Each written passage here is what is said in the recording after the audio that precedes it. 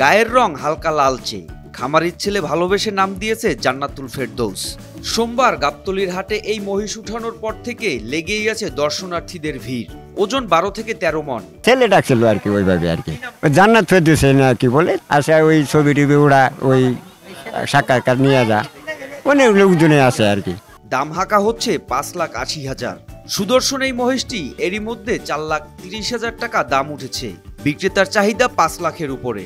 এখন আমি স্কেল করি নাই, হয়তো অনুমান হয়তো 12-13 মণ হইতে পারে, তাই আইডিয়ার পরে আর কি, হয়তো বেশি কম হইতে পারে। দাম চাইছিলাম 5,80,000, 5 লাখের উপরে যেতে হইব আমার আর কি, হয়তো কমা বেচতে পারি। দাম বলছে 4,10,000, 20,000, 30 পর্যন্ত।